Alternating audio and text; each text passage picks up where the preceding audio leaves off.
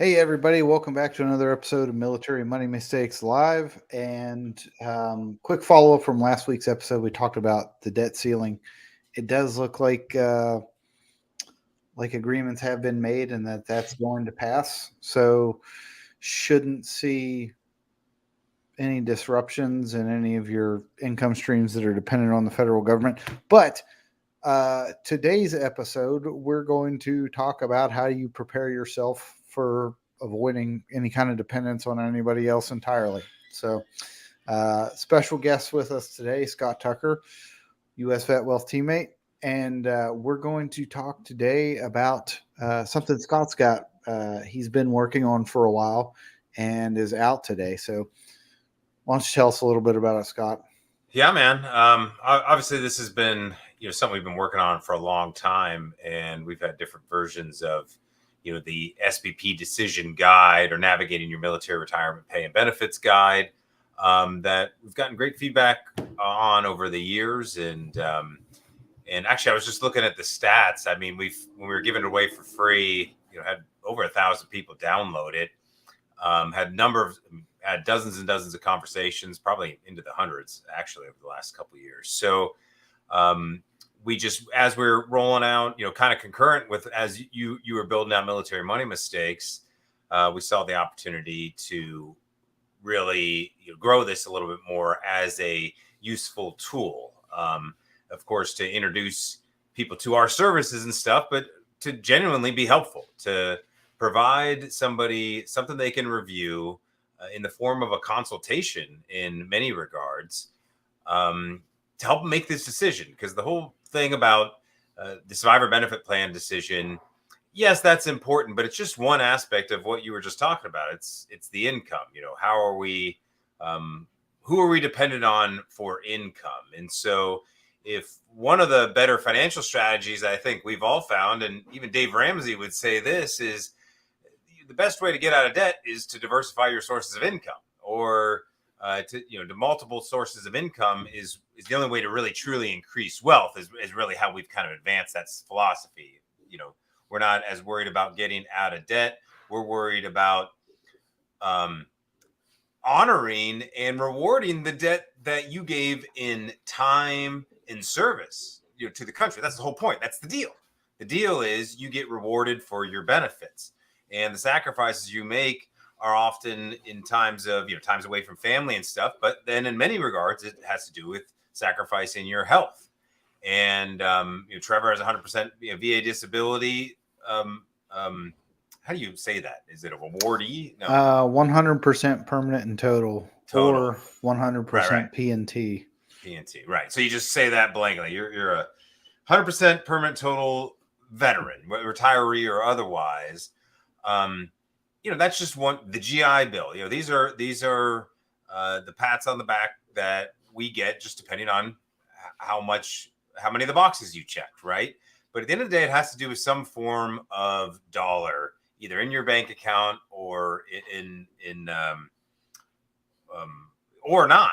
And that's the problem. That's the problem when you get to your military retirement and you're at your retirement briefing, and then all of a sudden you find out, oh, wait, I might not get every dollar. It depends on who dies first after I retire from the military to get every dollar. And even then, the only time there's a benefit is when there's a survivor. So that implies that the retiree ain't around to enjoy that benefit. So they're never going to get the full return on investment. Well, it's not even that either, too.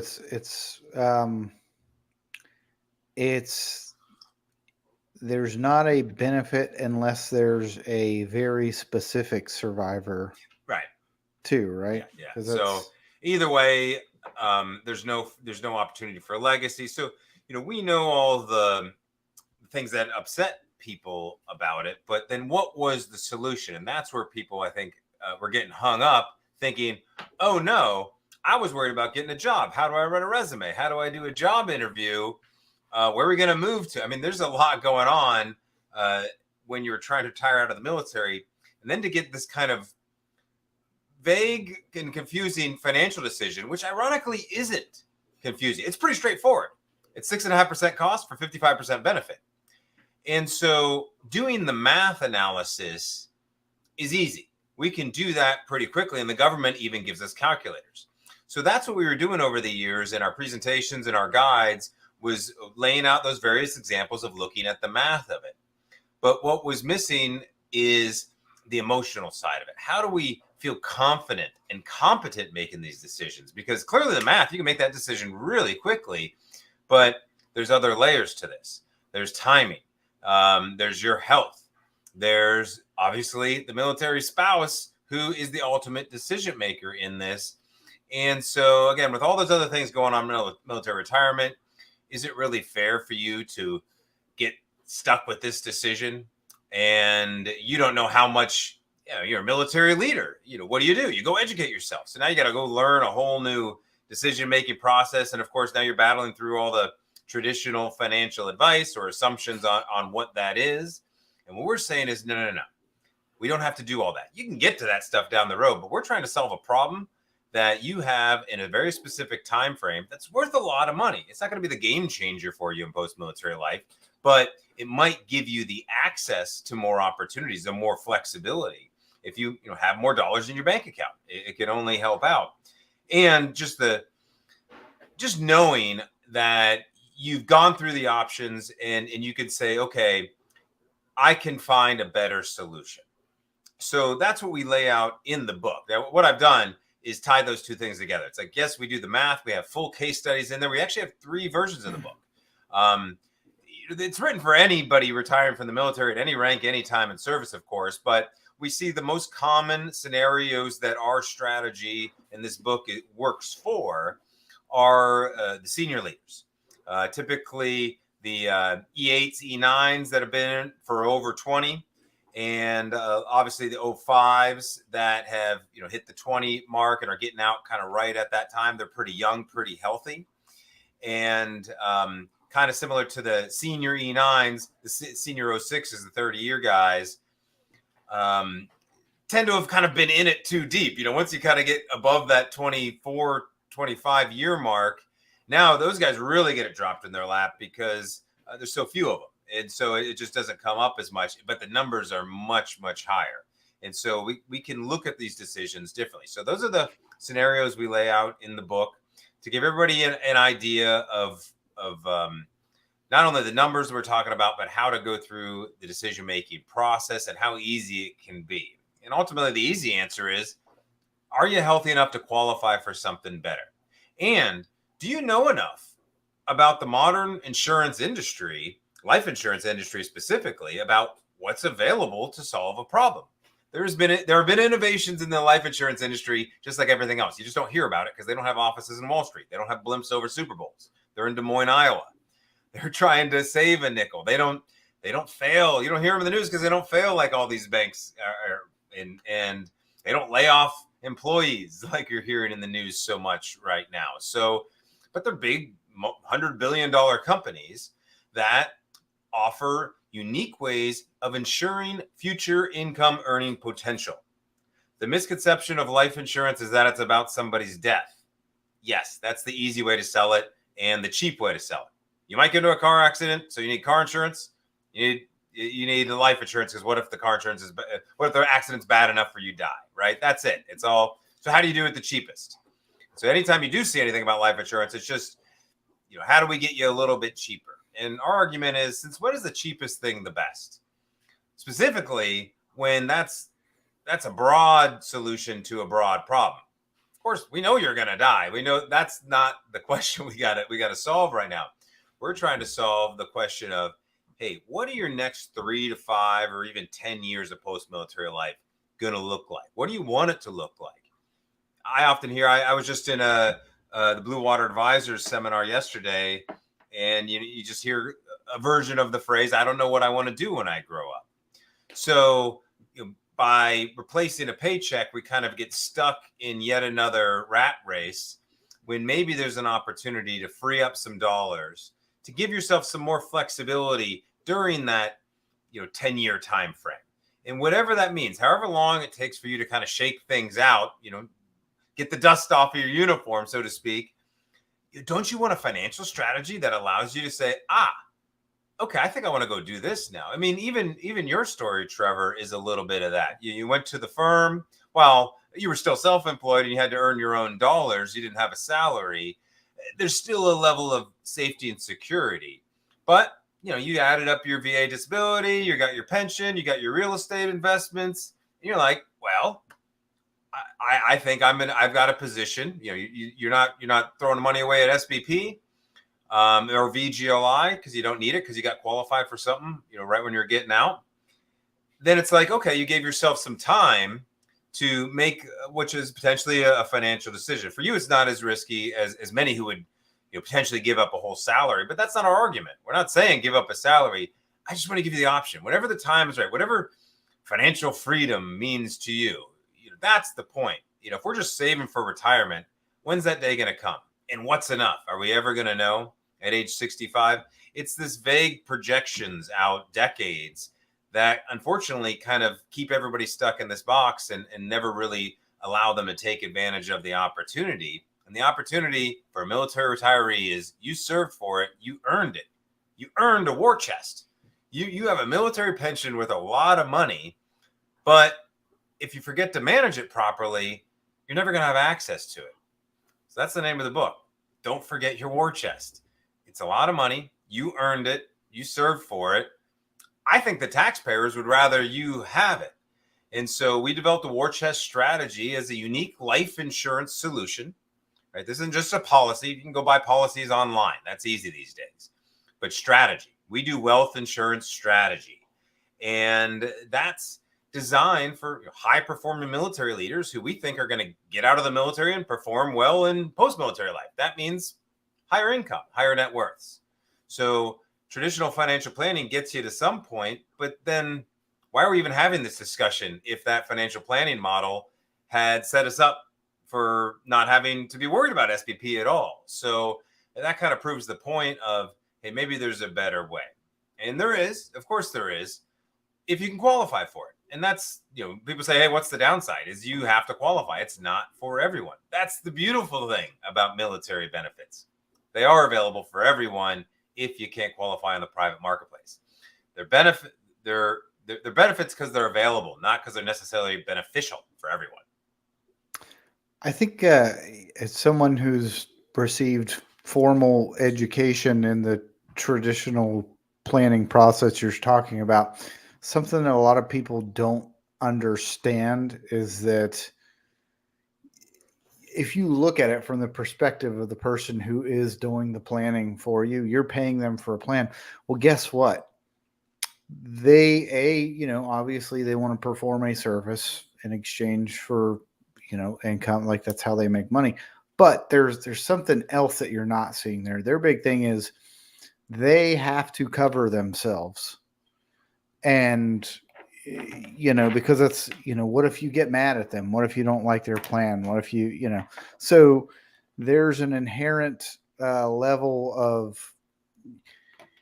it's the way they justify it is like, hey, it's okay if I don't give these people, if these people miss an opportunity, as long as I'm not, doing anything, negative for them. Right.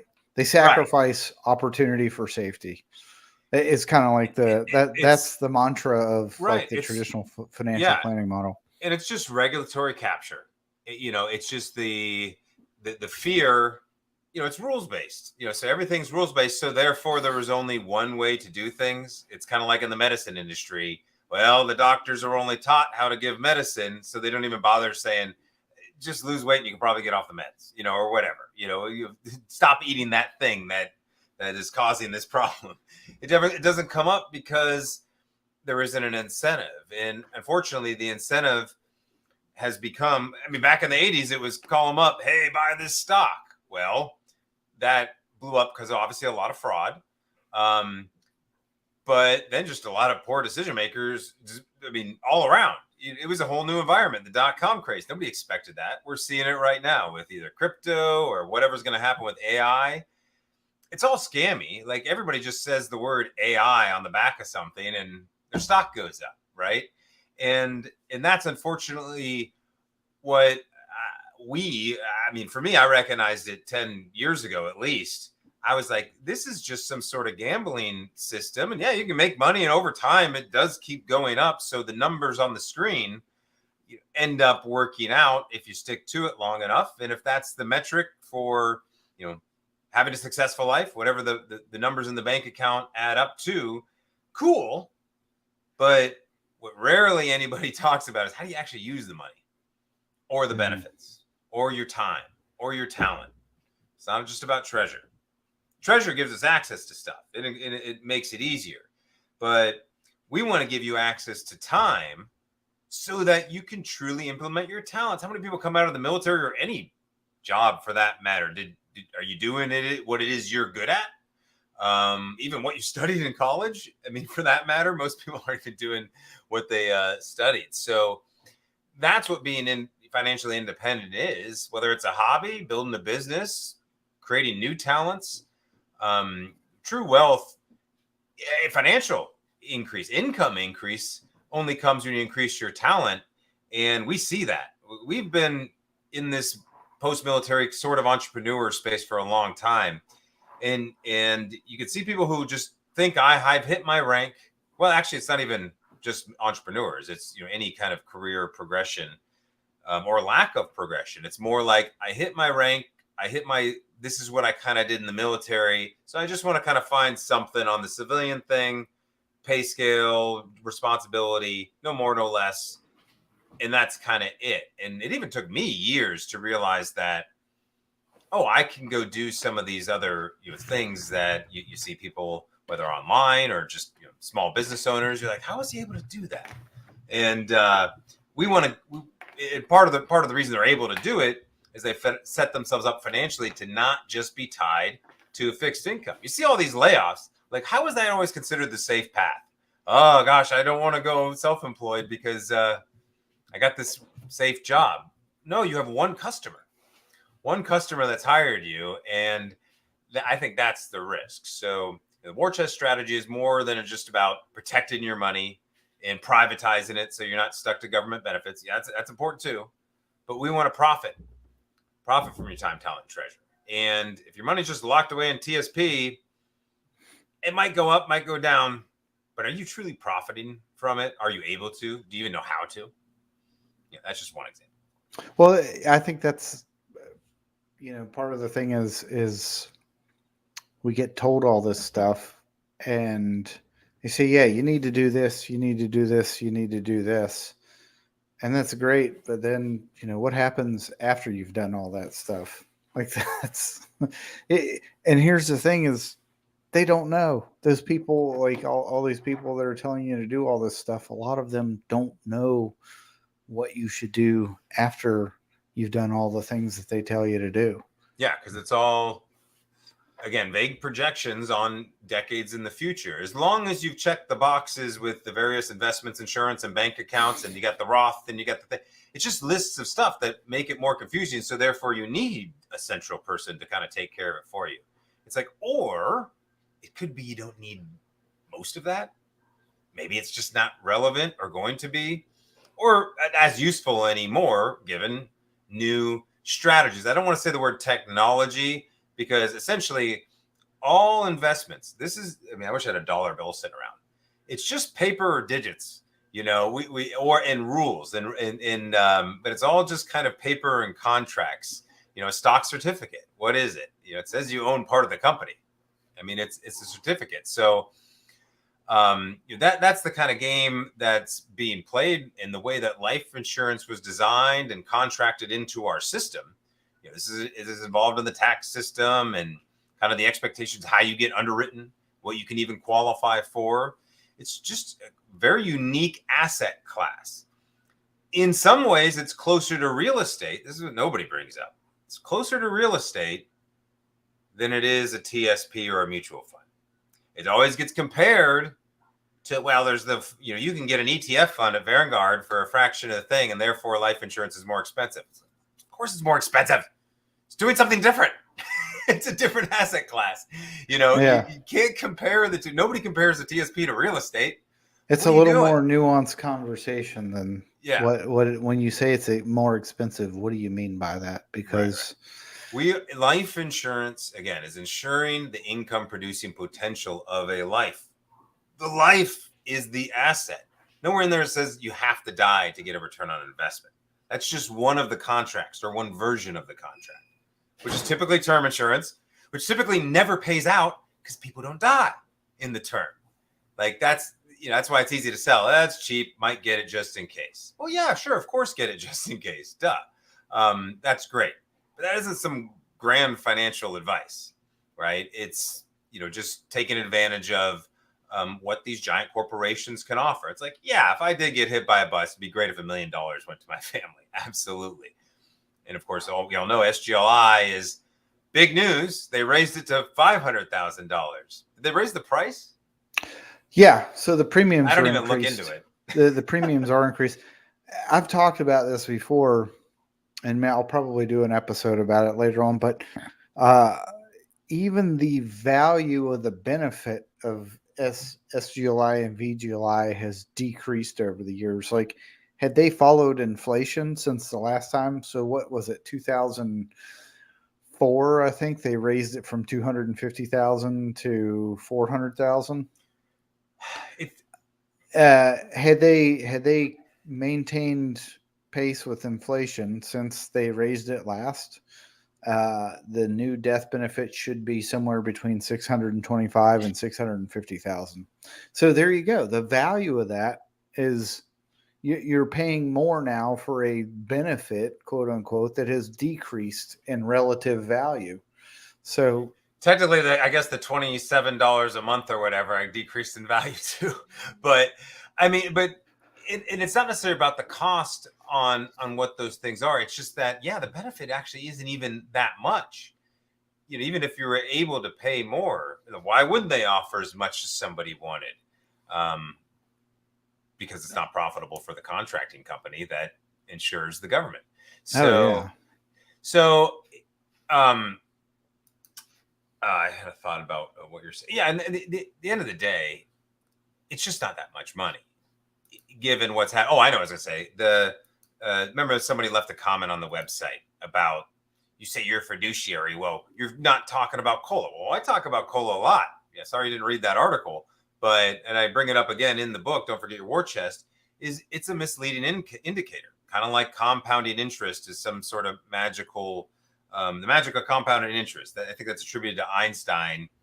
What's that quote? The greatest compound interest is the eighth wonder of the world. Those who understand it receive it, and those who don't pay it. So that was good. All the financial advisors in all of history have said, thank God Einstein's the one who said that, right? Because now they can quote somebody for great persuasive power who invented the nuclear bomb or physics and the person whose very name is synonymous with intelligence, with being smart, right? Right. And so, what does that justify? Well, what do you have to do to get compound interest to work? You got to put $200 away every month for 30 years, and look at that number, 30 years from now. Yes, exactly, that'll work. What's going to happen in those 30 years? What has happened in the last 30? What happened in the last 3 years? Okay, it's not as useful unless you're obviously not going to touch that money. And so, same thing with COLA.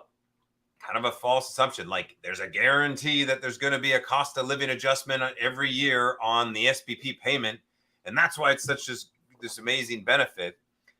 Even the higher, I knew they do a lot of fanfare every time they announce the pay increase every year from the COLA adjustment.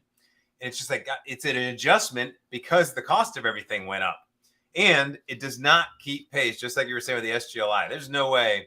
What was the COLA adjustment last year? It was up to like 4% something. It was 8.7%. But they did do it up to 8%. Yeah. Again, too, like they're going off of official numbers of inflation, which, in my opinion, are a conservative estimate of inflation. Like that. I mean, here's how ridiculous this is. We get it. Like, obviously, we got to pay our military service members enough, and so if you got to raise the price of inflation and all that, it's just like, why are we bothering with the whole tax system on active duty military? why not just cut that out? Since they're paid by taxpayers anyways, why have them all file taxes? Like, how inefficient is that? One, probably shouldn't even pay taxes while on active duty. They barely do, but it's still technically in the system. So if we're going to do all this COLA adjustment, wouldn't that be an easier thing? Like, you just see all this, and at the end of the day, it's such small amounts of numbers compared to what happens when you retire out of the military. You're collecting your pension, you're collecting your VA disability, and then you're collecting your second income. Even if you get a job, you don't get self-employed and all that. Like, the whole pay situation, the numbers just got a lot bigger. And that's a different financial strategy. That's a different situation. And in some ways, we kind of know it was coming. That's what we serve for. We're looking forward to it. Or maybe we thought the pension would be enough and inflation wasn't going to happen and we wouldn't need a second job. Either way, when you do, you're now all of a sudden a high income earner. Once you hit that $250,000 a year number, frankly, over 150 a year, you're in the top 10%, closing in very rapidly on the 1%ers of income earners. And if you compare yourself to military retirees, like, to come out, if you position yourself properly as a veteran, military retiree, you got the network, you got all the resources. You're less than a 1%er to have all that kind of going for you with that steady paycheck in your 40s and 50s still with time left to shake things out. It's a unique situation compared to any American that's even been in a corporation for a long time. They might have great stock options, but what happens when they're when the company AI tool doesn't work and they go bankrupt the next week or whatever? I mean, it's just nuts. The government's not going to not pay you. I know what happened last week scared everybody or whatever, but they're not going to not pay the veterans. There was already thousands of veterans who went to the Capitol after World War I and did the whole Veterans Army thing. They're not going to let that happen again. They had to shoot those guys. Yeah. I thank you for your service. Get down on the ground. So we were talking about VGLI, the death benefit raised to $500,000. So at the old benefit level of $400,000 for somebody who turns 75, the premium for $400,000 death benefit was $1,712 a month. If you elected the $500,000 death benefit, your new premiums would be $2,140 a month for a $500,000. Keep in mind, by then you've already paid a couple $100,000 in premiums towards VGLI. Let's talk about that, right? Because that happens, and because it kind of comes out like if you work for the government, you're paying for FEGLI. Mm-hmm. It's the same kind of cost structure as VGLI. People don't realize that if they came from active duty to GS. So now you're in your 50s and it's 2 times my salary. It's like, did you not notice it doubling every 5 years? And so that backfires. And of course, we know that happens with the SPP. And so we can kind of wrap this up. You tell me if you want. But with the whole SPP open season 2023, we put a section in the book discussing that as well. Because we've already had a number of people reaching out to us from both sides of the question. Mm-hmm. They got the letter in the mail kind of out of the blue saying, all right, you've now got this decision to change your SPP. And I've had people that have been paying into it for 20 years, 06, already 60. Well, I can't remember his rank actually, but I just remember he was in his 60s. He already paid $114,000. That's what he had paid into it. And he still said, hey, I want out. I don't want to keep paying into it. I'm healthier than my spouse. That was the main thing. He's like, I'm just so, financially and health wise, I know I can do better. Yes, it's a sunken cost, but I'd like to get out going forward. On the flip side of things, people who hadn't opted into it were getting letters saying, oh, you can get into it. You just got to do back payments. Mm-hmm. Drop $30,000, $85,000. One guy who called us said he's got to put in and then still pay going forward. So our question is whether it's, you're already retired and you're being told, hey, I got to drop $88,000 into this, or you're not retired yet or going through the process and you're doing the future math, or you read the case study in the book and we do the math for you. It's 6 figures for every rank, pretty much. then what, if there was a way to take those same dollars that would otherwise go to SBP and to put it into a life insurance strategy, or what we call a wealth insurance strategy, with a focus on your health being your wealth. What is the point of the money, rather than just wait until you die? There's much more to it. We, of course, go into that in the book and in our portal. But if we can give you not just the same protection of what the survivor benefit plan would offer, remember, that's only 55% of your pension, and it only pays out monthly. But if you take the same dollars you would otherwise paid into SPP, and if you're healthy enough, we could probably get you qualified to double that, which is the full amount of your pension. You don't even have the option to cover more than 55%. You can cover less, but you can't cover more. So even if you're just supplementing SBP, then that's an option as well. To give you the option to fully cover the value of your service. It's worth well over $1 million, depending on your rank, multiple of that. And why throw good money after bad if you can qualify for better? Yeah. Well, yeah, I think that's a good point to stop for today. Because I do have like another episode planned on this. Maybe we'll have you back too and talk about this more, and we can run through a case study or something. But yeah, that's what I want to keep doing. It's just bunches of case studies. And I think, for those of you guys, I know I normally put this out there. If you haven't checked it out yet, check out our Insiders portal. A lot of this content is in there. You can get a free copy of the book in there. Actually, I will drop. And Scott also has a specific web page if you do want to get a copy of the book. But it's up on Amazon. Here's what I'll say. Book's up on Amazon. We made it hardcover only available. One, to remind you of the value of this decision. That it's in most cases it's a six-figure decision. For 06s, it's almost $300,000. So just extrapolate down from there, time and service and rank. But it's a valuable decision. I want you to be able to sit it on your kitchen table, look through your spouse, and remind yourself of how important this is. That said, we've done the research. We've done the work. We lay it out in the book. It's a quick read. Take you a couple hours to get through it. And quite frankly, if you don't have time to get through it, just read the case study. There's right in the table of contents. You can see the case study. Read that. You get an idea of not only how to make the decision more competently, but then, of course, what we do to solve that problem through U.S. Vet Wealth and the War Chest strategy. So you can get it on Amazon. Would love if you did that and left us a review there. That'd be cool.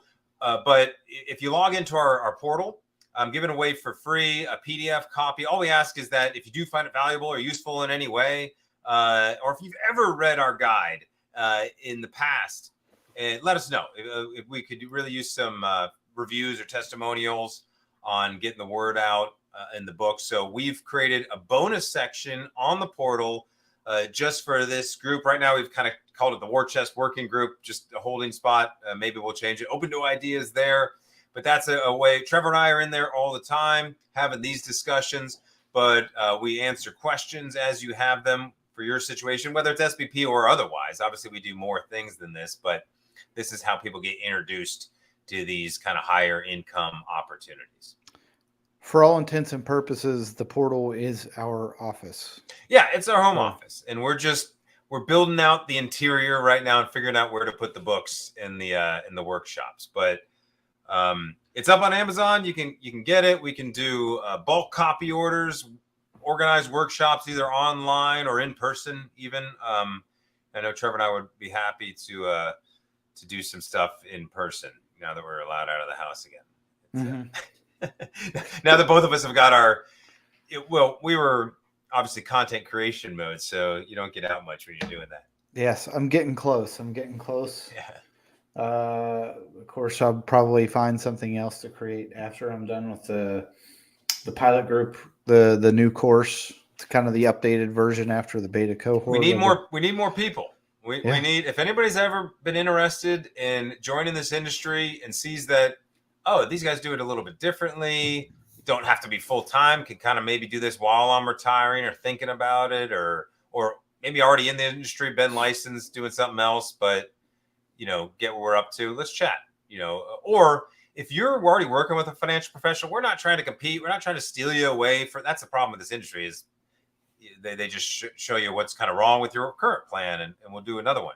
Now, we want to solve this problem. So if there's people in your military decision-making process, retirement decision-making process, whether it's SPP or otherwise, that you need to bring into this conversation with us, we're happy to have that chat as well. We want to be a resource for the other professionals. All right. I think that's it for today. We'll be back next Friday at 1 p.m. Appreciate you swinging by. And don't forget, if you want to go in there and check it out, the link is right there at the bottom of the screen, militaryretirementblueprint.com, and you can get a free copy of the book. So see you next week. Thanks, Trevor.